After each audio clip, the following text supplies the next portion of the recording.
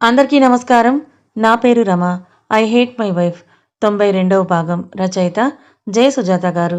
Uncle నేనిలా మాట్లాడుతున్నానని నన్ను తప్పుగా అనుకోకండి అని అంటూ, మీకు శ్వేత అంటే చాలా ఇష్టం కదా అంకుల్. తనకి ఏది నచ్చినా మీరు కాదనకుండా తెచ్చి ఇవ్వడం మీకు అలవాటు కదా! మరి నా విషయంలో మీరెందుకు ఇలా రాంగ్ స్టెప్ వేశారు అని ఆనంద్ అనగానే రాంగ్ స్టెప్ అని శ్వేత వైపే చూస్తున్న ఆయన మొహం పాలిపోతూ ఉంటే, శ్వేతకి "నువ్వు ఇష్టమే ఆనంద్" అని చిన్నగా అంటారు. "నేను అల్లుడిగా మీకు నచ్చడం కాదంకుల్. భర్తగా మారాల్సిన నేను తనకి నచ్చానా లేదా అన్నది మీరు తెలుసుకోవాల్సింది కదా! ఆమె మనసులో ఎవరున్నారో మీరు తెలుసుకోవాల్సింది" అని ఆనంద్ మాటలు కటువుగా వస్తూ ఉంటే, అతని మాటలకు మొదటిసారి కూతురి మనసు తెలుసుకోలేకపోయానా అని ఆలోచిస్తూ ఉంటారు వినయ్ గారు. శ్వేత వైపే చూస్తూ ఉన్న వినయ్ గారిని చూస్తూ, "మీ అమ్మాయి మనసులో నేను లేనంకుల్. అలాగే నన్ను ఇష్టపడని మీ అమ్మాయిని నేనెలా పెళ్లి చేసుకుంటాను? తనకి నువ్వంటే ఇష్టమేరా ఆనంద్" అని అంటున్న కాంతం గారు మాటలు అక్కడితో ఆగిపోతాయి. ఆనంద్ చూస్తున్న ఎర్రటి చూపులకు భయపడి ఆవిడ సైలెంట్ అవ్వగానే కొంచెం కోపం తగ్గించుకున్న ఆనంద్, "శ్వేత ఇప్పుడు కూడా నువ్విలా సైలెంట్‌గా ఉంటే అవ్వదు. చూస్తున్నావు కదా! ఒక 10 రోజుల్లో పెళ్ళంట. ఏదో మీ మధ్య ఉన్న మనస్పర్ధలకు నువ్విప్పుడు అతని మీద కోపంతో రాంగ్ స్టెప్ వేస్తే ఆ తర్వాత ఏం చేయలేం. కలిసి ఉన్న నచ్చని వ్యక్తితో కష్టంగా కాపురం చేయడం అంటే" అని ఒక క్షణం ఆగిన ఆనంద్, "అర్థమవుతుందా?" అని అడుగుతాడు. "అవును శ్వేత. ఇప్పటికైనా మీ కోపాలను పక్కన పెట్టి మావయ్యకి నువ్వు ప్రేమిస్తున్న విషయం చెప్పు" అని ఐసు అనగానే, "ఎలా చెప్పను ఐసు?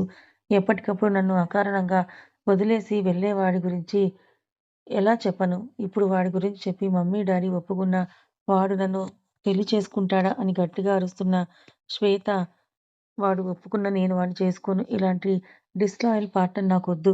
ఒక్కొక్కసారి నాకు అనుమానం వస్తోంది. వాడు నన్ను నిజంగానే లవ్ చేశాడా లేదా అని. నిజంగా లవ్ చేస్తే ఇలా నన్ను వదిలి వెళ్ళేవాడే కాదు" అని అంటున్న శ్వేత భుజం మీద చెయ్యి వేసి ఆమె వైపు తిప్పుకున్న రాజీ గారు, "అసలు నువ్వెవరి గురించి మాట్లాడుతున్నావు? ఇప్పటికైనా చెప్తావా నువ్వు ప్రేమించింది ఎవరినో?" అని ఆవిడ గట్టిగా అరుస్తారు. "నేను రంజిత్‌ని ప్రేమించాను మమ్మీ. తను నేను ఒకే కాలేజ్. అప్పటినుంచే నేను తనని ప్రేమించా.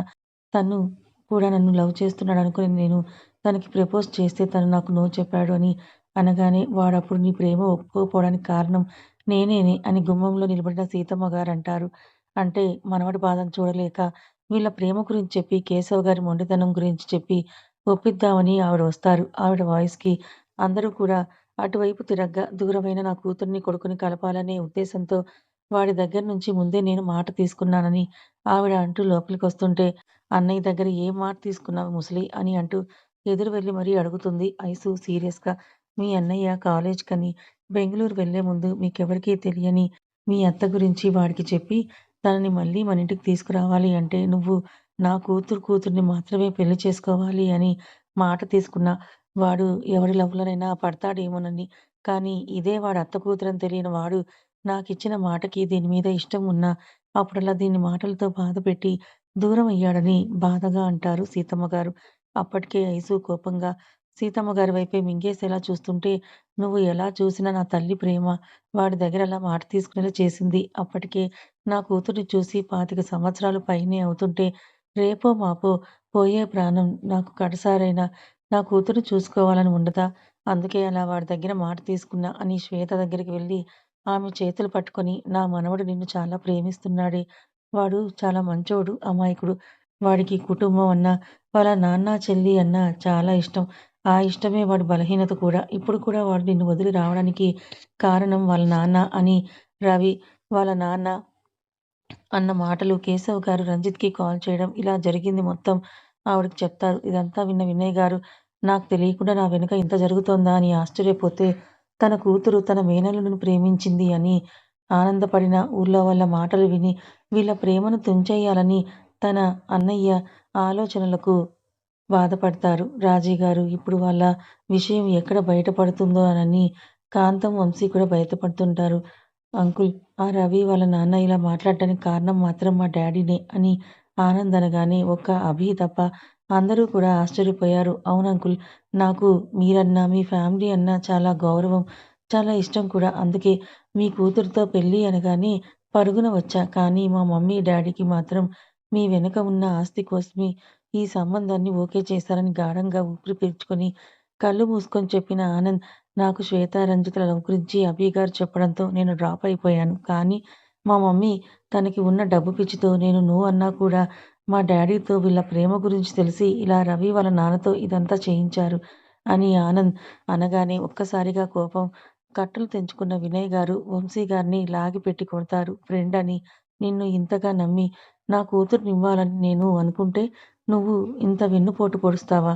నువ్వు నా ఆస్తి కోసం నా కూతుర్ని నీ కొడుకిచ్చి పెళ్లి చేసుకోవాలని అన్నా నాకు కోపం రాలేదు. ఎందుకంటే మీరెలా ఉన్నా ఆనంద్ మంచితనం గురించి నాకు తెలుసు. కానీ ఈ ధైర్యంతో నా ఫ్రెండ్ మనసు బాధపడేలా చేస్తావని నీకు తెలుసా?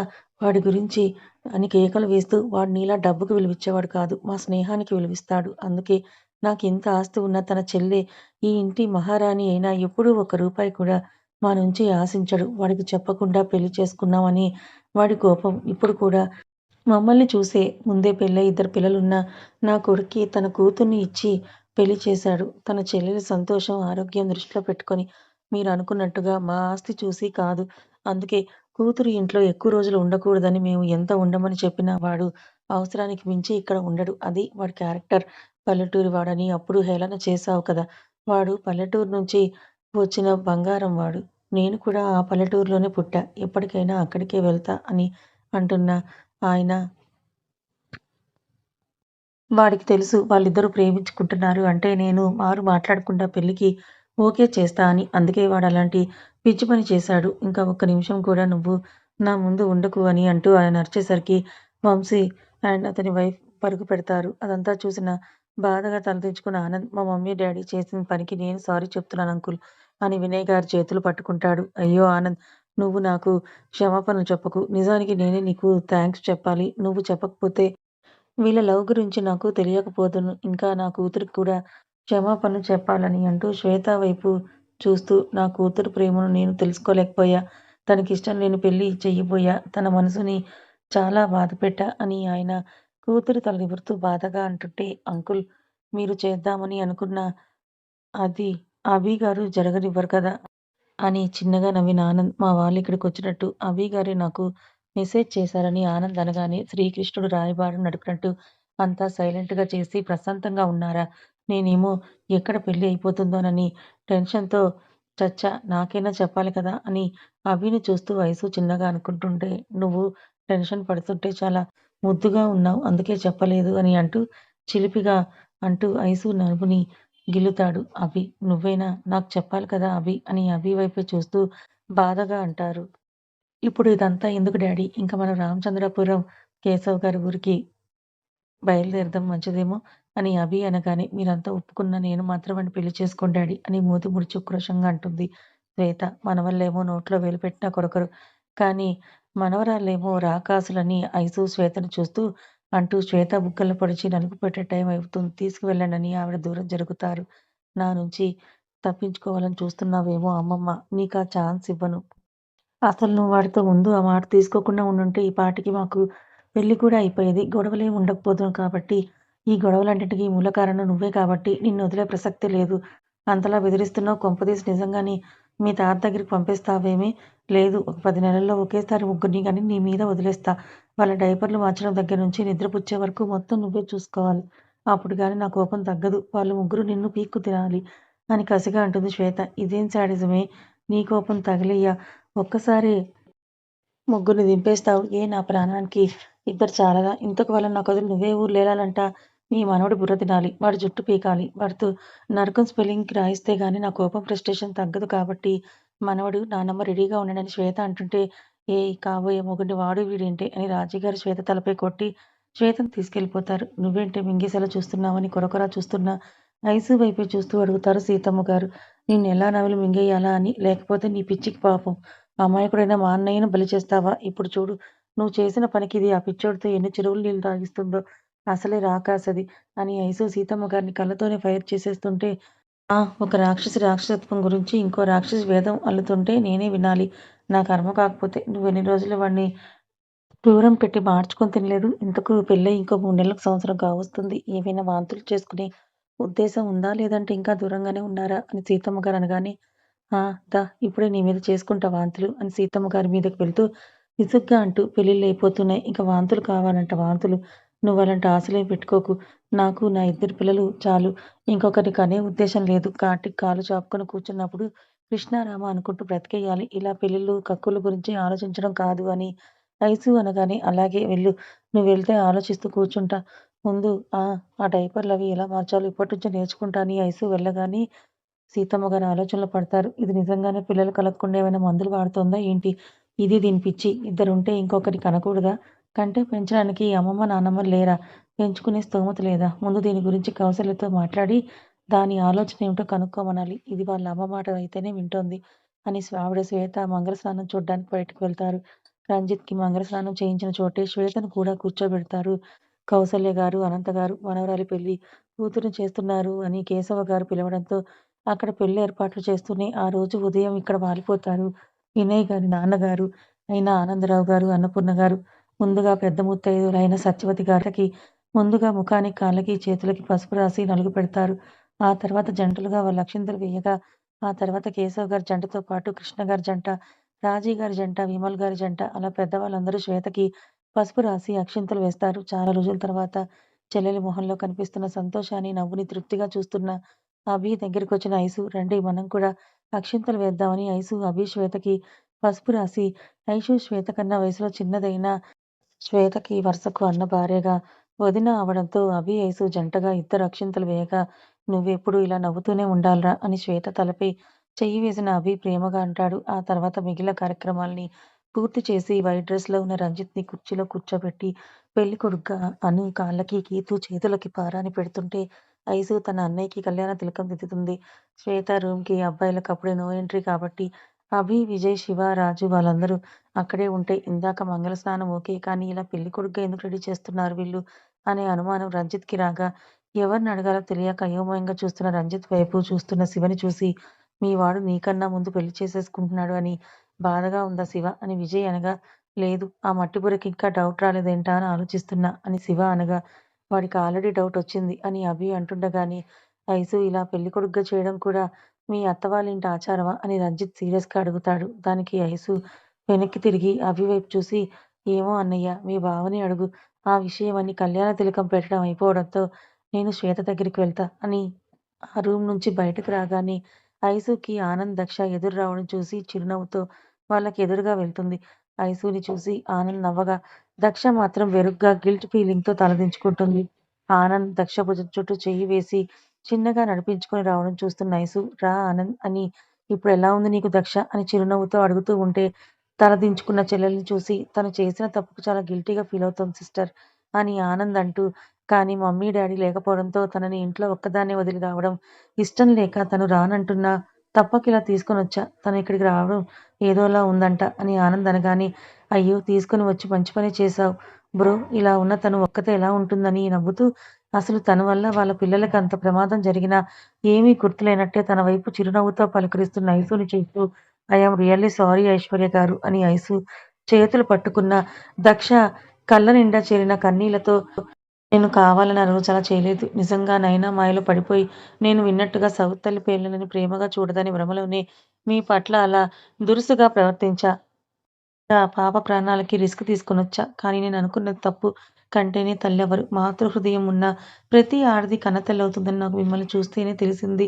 నిజంగా ఐసు గారు పిల్లలపై ప్రేమ ఉన్నవాళ్ళే కన్నతల్లవుతారు. అందుకే నన్ను పెంచిన మా పెద్దమ్మకు నాపై బాధ్యత తప్ప ప్రేమ లేకపోవడంతో నాకు పెద్దమ్మగానే మిగిలింది. మీరిద్దరు బిడ్డలకు కన్నతల్లి కన్నా ఎక్కువయ్యారు అని బాధగా. నేను చేసిన తప్పుకి నేను అప్పటినుంచి ఇప్పటికే మానసికంగా చాలా నలిగిపోతూ ఉన్నా. ప్లీజ్ మీరు నన్ను క్షమించకపోయినా పర్వాలేదు. కానీ నన్నొక్కసారి పాపని చూడ్డానికి పర్మిషన్ ఇవ్వండి. నేను తనని క్షమాపణ అడగాలి అని ఎంతో బాధగా అడుగుతున్న దక్ష మాటలు, కళ్ళలో కన్నీళ్లు చూసి ఆమె పడుతున్న ప్రాయశ్చిత్తం ఐసుకి అర్థమవుతుంది. దాంతో దక్ష చేతులు తన చేతుల్లోకి తీసుకున్న ఐసు నాకు నీ మీద నిజంగా కోపం లేదు. అలా అని నిన్ను క్షమించానని మాత్రం అనుకోకు. నేనేదైనా తట్టుకుంటాను. కానీ నా పిల్లలకి ఏదైనా చిన్న దెబ్బ తగిలినా తట్టుకోలేను. దానికి కారణం అభి గారైనా సరే క్షమించను. నా పాపకేం కాలేదు కాబట్టి నువ్విలా నా ఎదురుగా నిలబడ్డావు. నువ్వు చేసిన తప్పు వల్ల ఆ క్షణం నా బిడ్డ పడిన బాధ ఇప్పటికీ నా కళ్ళ ముందు మెదులుతూనే ఉంటుంది. ప్రాణం పోతున్నట్టు అనిపిస్తుంది. అది నేను జీవితంలో మర్చిపోలేనని బాధగా నైసు అలా అని దానికి శిక్షగా నిన్ను నేను తిట్టాలి, కొట్టాలి, దూరం పెట్టాలని నేను అనుకోను. ఆనంద్ బ్రో కోసం నువ్వు ఈ పెళ్లి అయ్యే వరకు ఇక్కడే ఉండొచ్చు. ఇంకా నా అది నీకు చూపిస్తా కానీ నువ్వు తనని టచ్ చేయొద్దు. ప్లీజ్ నన్ను తప్పుగా అర్థం చేసుకోవద్దు. కానీ నాకెక్కడో నీ విషయంలో ఇంకా ఇన్‌సెక్యూరిటీ ఫీలింగ్ అయితే ఉంది. కాబట్టి ప్లీజ్ అర్థం చేసుకో అని దక్షకి చెప్పి, బ్రో లోపల విజయ్ వాళ్ళున్నారు. మీరు వెళ్ళండి. మీకు కాఫీ పంపిస్తా అని ఐసు అక్కడి నుంచి వెళ్ళిపోతుంది. డల్‌గా ఫేస్ పెట్టిన దక్షని చూసి తను నిన్ను నమ్మే రోజొస్తుంది బంగారం. తన బాధను కూడా అర్థం చేసుకో. తన పిల్లల విషయంలో చాలా సీరియస్‌గా ఉంటుంది అని ఆనంద్ అనగానే, పర్లేదన్నయ్య నేను చేసిన దానికే తను నన్నిక్కడ వరకు కూడా రానివ్వడమే ఎక్కువ. నేను అర్థం చేసుకోగలను. నువ్వెళ్ళు. నేనిక్కడే కూర్చుంటా అని దక్ష అనడంతో తనని అక్కడే కుర్చీలో కూర్చోపెట్టి రూమ్‌లోకి వెళ్తాడు ఆనంద్. రూమ్‌లోకొచ్చిన ఆనంద్‌ని చూడగానే రంజిత్ మొహం ఎర్రగా అయిపోతుంది. ఐసు వెళ్ళేసరికి శ్వేతను కౌసల్య గారు, అనంత, రాజీ గారు రెడీ చేస్తుంటే ఐసు రావడం చూసిన శ్వేత, ఏంటైసు నన్నిలా ఈ ముసలి వాళ్ళ దగ్గర వదిలేసి వెళ్ళావు. చూడు మా అమ్మ చీర ఎలా ముసలోళ్ళు కట్టుకున్నట్లు కట్టిందో అని కింద నుంచి పైకి చూసుకుంటూ దాన్ని కట్టడం అనరు, చుట్టడం అంటారని శ్వేత అలకగా అనగానే శ్వేత తలపై టపీమని దెబ్బ పడుతుంది రాజీగారి చేతి నుంచి. అత్త మీరు బయట ఏమైనా పనుంటే చూసుకోండి. శ్వేతను మేము రెడీ చేస్తామని పెద్దవాళ్ళందరినీ బయటకు పంపి ఐసు శ్వేతకి చీర కట్టడం మొదలుపెడుతుంది. వీళ్ళు రెడీ అయ్యేలోపు ఈశ్వరి గారు, సుశీల్ గారు, అనంత గారు బ్యాచ్‌లుగా విడిపోయి మొత్తం ఊరంతా బొట్లు పెట్టొచ్చేస్తారు. వాళ్ళని పెళ్లికూతురు, పెళ్ళికొడుకుగా రెడీ చేసి విడివిడిగా కూర్చోబెట్టి వచ్చిన వారందరి చేత అక్షింతలు వేయించి, తాంబూలాలు, గిఫ్ట్స్ కూడా ఇచ్చి పంపిస్తారు. ఆ రోజుతో ఆ తతంగం అంతా పూర్తవడంతో రేపు నైటే పెళ్లి అని ఈరోజు సాయంత్రమే శ్వేతను తీసుకొని వినయ్ గారు వాళ్ళు వాళ్ళ ఊరు బయలుదేరతారు. వినయ్ గారు వాళ్ళతో వెళ్ళినా ఐసు మాత్రం పిల్లలతో సహా ఇక్కడే ఉండిపోతుంది. విజయ్ కూడా ఐసుని ఉండమని బలవంతం చేయడంతో ఇక్కడే ఉండిపోతాడు. అసలు ఇప్పటికైనా ఏం జరుగుతుందో చెప్తావా ఐసు అని తనతో మాట్లాడాలని పొద్దుట్నుంచి రంజిత్ ప్రయత్నిస్తున్నా చేతికి చిక్కకుండా తిరుగుతున్న చెల్లెల్ని అందరూ వెళ్ళిపోవడంతో ఫ్రీ అయిన ఐసుని తన రూమ్‌కి లాక్కొని వెళ్లి మరీ అడుగుతాడు రంజిత్. రంజిత్ అలా సూటిగా అడిగేసరికి ముందు తడబడిన ఏముందన్నయ్య మన శ్వేత పెళ్లి రేపు నైట్. అందుకే కదా ఈ హడావిడని ఐసు తడిపొడిగా ఆన్సర్ ఇచ్చేసి ఎవరో పిలుస్తున్నట్టు ఆ! వస్తున్నా అని అరుస్తూ బయటికి వెళ్ళిపోతుంది. వీడి పెళ్లి ఎలా ఉన్నా నాకు బీపీ వచ్చేలా ఉంది టెన్షన్‌తో.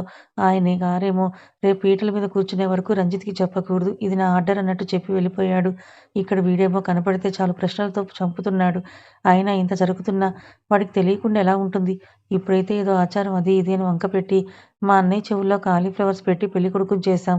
రేపు మరి చలివిడి, పానకాలప్పుడు ఏం చేస్తారు?